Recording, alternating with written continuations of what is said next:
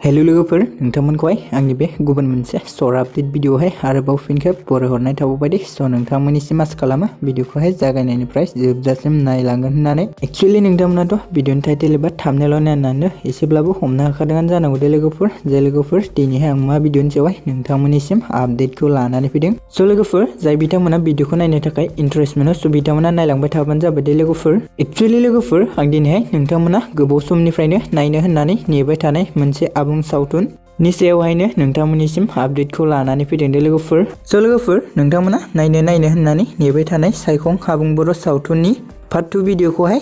जेबि film production एबा जाम्बि film प्रडाक्शनाहाय मैयाहाय release खालामना होबाय दे लोगोफोर स' बेनिखायनो लोगोफोर जाय बिथांमोना दासिमबो जुदि बे साइखं आबुं बर' सावथुननि पार्ट 2 भिडिअखौहाय नायाखै अब्ला नोंथांमोना जेबि फिल्म प्रडाक्शन इउटुब चेनेलाव थांनानैहाय नायहैबानो जाबाय दे लोगोफोर आरो लोगोफोर बे भिडिअनि लिंकखौहाय आं डिसक्रिप्शनावबो होनानै होदों दे लोगोफोर स' नोंथांमोना बे लिंकजोंबो थांनानै नायहैनो हागोन दे लोगोफोर आरो लोगोफोर बे साइखं आबुं बर' सावथुननि पार्ट 2 भिडिअखौहाय सोर नायखांखो कमेन्टनि गेजेरजों फोरमायहरबानो जाबाय दे लोगोफोर ओमफ्राय लोगोफोर नोंथांमोनाथ' जायफोरा भिडिअखौहाय जागायनायनिफ्राय जोबजासिम नायदों स' बिथांमोना मिथिखादोंआनो जानांगौ दे लोगोफोर एक्चुअली लोगोफोर जोंहा साइखं आबुं बर' सावथुनाहाय पार्ट 2 आवनो जोब्बाय दे लोगोफोर एक्चुअली लोगोफोर नोंथांमोनाथ' गोबाङानो मिथिखायो नङा होमबा लोगोफोर जोंहा बे साइखं आबुं बर' सावथुनाहाय सोरनि नाजानायाव आरो सोरनि डिरेक्शन खालामनायावहाय जोनोम मोननाय होननानै बुङोब्ला स' लोगोफोर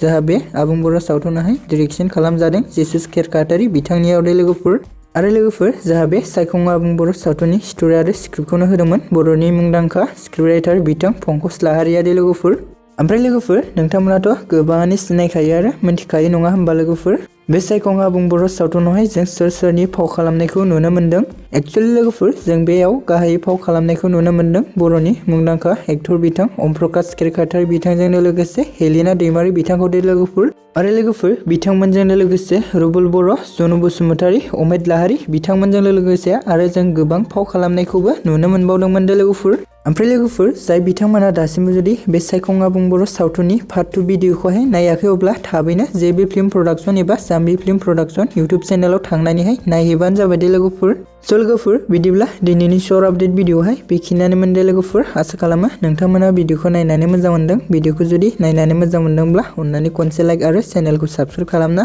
लाबानो जाबाय दे लोगोफोर आरो लोगोफोर खाथियाव थानाय बेलनि नटिफिकेशनखौबो अल प्रेस खालामना ला दे लोगोफोर जाहाथे आंनि भिडिअनि गोदान नटिफिकेशनफोरा नोंथांमोननि सेराव थाबैनो सौहैयो दे लोगोफोर स' लोगोफोर बिदिब्ला दिनैनि भिडिअआ बेखिनियानोमोन दे लोगोफोर नोंथांमोननिसिम भिडिअखौ बेखिनिसिम नायनायनि थाखाय गोजोननाय थाबाय।